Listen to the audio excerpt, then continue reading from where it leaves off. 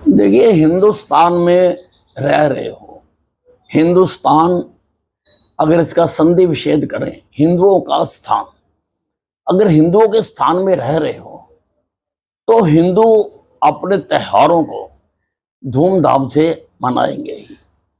अगर उसका कोई छींटा आप पे पड़ जाए तो आप में भी सहन शक्ति होनी चाहिए, आप में भी बर्दाश्त करने का हिम्मत होनी चाहिए। अब बाहर बरसात हो रही है, जो भीगना नहीं चाहता वो घर में बैठे हैं। मैं होली नहीं खेलता हूं, मैं अपने घर में बैठता हूं। और जहां अगर बाहर जाता है तो थोड़े बहुत कपड़े गीले होते हैं तो उसको सहन करना पड़ता है। हरियाणा के निकाय चुनाव में भाजपा को बम्पर जीत मिली है और कांग्रेस खाता खोल ही पाई है एक सीट। देखिए, कांग्रेस नाम की चीज अब हरियाणा ही नहीं देश में खत्म हो गई है।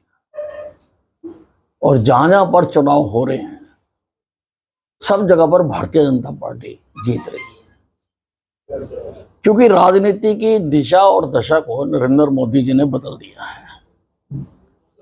पहले 50 वर्षों तक झूठ, फरेब और धोखों की राजनीति होती रही। अब जब से नरेंद्र मोदी जी ने कमान संभाली है, उन्होंने उससे हटकर विकास की राजनीति करना शुरू किया और उन्हीं के मार्गदर्शन में प्रदेश सरकारें भी कर रही हैं और स्थानीय स्तर पर भी किया जा रहा है। इस कारण से लोगों ने विकास की नीति को पसंद किया है। लोग विकास चाहते हैं। 70 साल हो गए देश को आजाद हुए, अब लोग उससे आगे बढ़ना चाहते हैं। 50 साल जो अभावों की जिंदगी जी है लोगों ने, लोग उससे बाहर निकलना चाहते हैं। और मोदी जी ने अब विकसित भारत बनाने का 2047 तक लक्ष्य रखा है। तो विकसित भारत तो तभी होगा ना अगर म्यूनिसिपैलिटी से लेके प्रदेश तक और प्रदेश से लेके राष्ट्र तक विकास होगा, तभी विकसित भारत बन सकता है। इसलिए लोगों ने बीजेपी को अब स्वीकार कर लिया है। और कांग्रेस हो, चाहे इनके गढ़ थे, चाहे हुड्डा साहब का था, चाहे गढ़ शैलजा का था, सारे गढ़ टूट गए। अब कुछ नहीं रहा, अब तो बीजेपी है। छावनी की जनता ने भी आपको भरपूर समर्थन देते हुए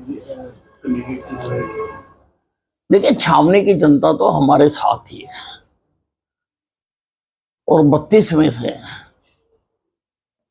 25 सीटों पर उन्होंने भारतीय जनता पार्टी को जिताया है। ये तो विधानसभा चुनाव में अगर इंजीनियरिंग ना होती, जो इंजीनियरिंग की गई है, तो उस चुनाव में भी जनता इनको जवाब दे देती। लेकिन अब जो उड़ते फिरते थे, अब उनको समझ आ जानी चाहिए कि अंबाला की जनता किसके साथ है।